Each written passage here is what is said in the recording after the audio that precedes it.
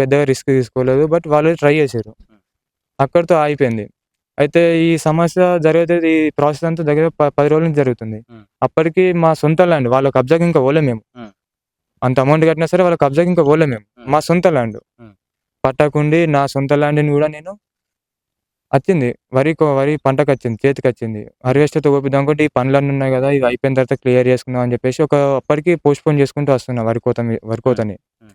ఇగ ఇది అయ్యేటట్లేదు. కొంచెం టైం పట్టేటట్టుంది. మళ్ళీ మాట్లాడుకోవాలి, చేయాలి. సో, టైం పట్టేటట్టుంది అని జెప్పేసి హార్వెస్టర్‌ని తెప్పించుకున్నా. ఇది కోసేద్దాం ఫస్ట్ అయితే పంట కింద పడుతుందని. హ్మ్. ఒక్క వర్షం పడ్డా మొత్తం నేల పాలైతది. హ్మ్. ఒక్క చేతికి గింజ కూడా చేతికి రాదు. హ్మ్. అలా అని జెప్పేసి హార్వెస్టర్‌ని తెప్పించుకున్నాం. హ్మ్. అయితే తెప్పించుకోగానే వాళ్ళేం జేసారు అడ్డుపడ్డారు. హ్మ్. అడ్డుపడి కోయనీయొద్దు అని జెప్పేసి వరి కోత మిషన్‌ని బెదిరిచ్చిర్రు ఆ డ్రైవర్‌ని. హ్మ్. "నువ్వు పంట లోపలికి వెళ్తే మిషన్ అంటు పెడతాం. హ్మ్. నువ్వు దిగొద్దు" అని జెప్పేసి చాలా గట్టిగా బెదిరిచ్చిర్రు. హ్మ్. బెదిరిస్తే మేమేమన్నాం, "నీ సొంత ల్యాండ్‌లోకి ఎళ్ళా గదా! మేము నా సొంత ల్యాండ్‌లో నేను వ్యవసాయం చేసుకోవద్దా?" అని జెప్పేసి మాట్లాడితే లేదు వాళ్ళు బాగా గొడవకొచ్చిర్రు. ఇగ మేము భయంతోటి అక్కడి నుంచి హార్వెస్టర్ అతన్ని పంపించేసి కంప్లెయింట్ ఇయ్యనీకి స్టేషన్‌కి పోయినాం. హ్మ్. అక్కడ కంప్లెయింట్ కూడా ఫైల్ అయింది. పిటిషన్ కూడా ఫైల్ చేసినాం. హ్మ్. సార్ ఇంత నా సొంత భూమిలో పంట చేసుకొని ఇట్లా అడ్డేస్తుర్రు అని జెప్పేసి కేస్ కూడా ఫైల్ చేసొచ్చినాం. హ్మ్. సార్ ఏం చెప్పిండు, "ఏం గాదు మీ సొంత ల్యాండే గదా! ఎళ్లి కోసుకోపోండి. మీ సొంత ల్యాండ్ గదా! మరి వాళ్ళ ల్యాండ్‌కెళ్ళలే గదా మీరు. చేసుకోపోండి" అంటే అదే ధైర్యంతో మళ్ళొకసారి పిలిపించినాం వరి కోత మిషన్ డ్రైవర్‌ని. పిలవగానే ఇక్కడికొచ్చాం. రాగానే మేము మా సొంత ల్యాండ్ కాబట్టి మేము నార్మల్‌గా కోపిద్దామని వచ్చాము.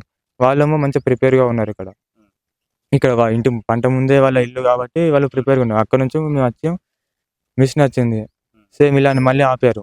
హ్మ్. డైరెక్ట్ కట్టెకు మన గుడ్డది కుట్టుకొని డీజిల్ అది పోసుకొని తయారు చేసుకొని వస్తున్నారు. మేము నువ్వు బండి లోపల దించినావంటే నీకు అంటు పెడతా అని చెప్పేసి. హ్మ్.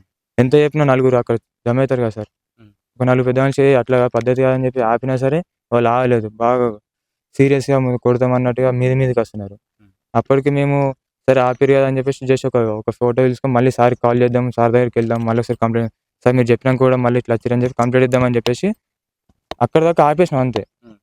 మాట వాళ్ళు సడెన్‌గా మీద పడిపోయారు అప్పటికి. హ్మ్. జస్ట్ ఇలా మాట్లాడుతున్నాం గంతే. లేదు నా సొంత ల్యాండ్ నేను చేసుకుంటున్నా గదా! నీ ల్యాండ్‌కెళ్ళలేదు గదా! నా సొంత ల్యాండే గదా! అని చెప్పేసి మాట్లాడుతుండగానే నువ్వెట్లా కొడతావు అని చెప్పేసి మీద పడిపోయి ఇష్టం వచ్చినట్టు కొట్టిర్రిగ. హ్మ్. కట్టెలతోటి విపరీతంగా దాడి చేసిర్రు. హ్మ్. అయితే మేమున్నది మా డ్యాడీ, నేను ఇద్దరమే. హ్మ్. వాళ్ళేమో నర్సయ్య హ్మ్. వాళ్ళ డ్యాడీ. ముగ్గురు కొడుకులు. హ్మ్. పెద్దాయన రాజు, రమేష్, ప్రశాంత్. హ్మ్. ముగ్గురు ఇంతింత చేతిలో పట్టేంత కట్టెలు బడతలు మంచిగా కోపిచ్చి పెట్టుకున్నారు వాళ్ళ ఇంటి హ్మ్. రెడీగా.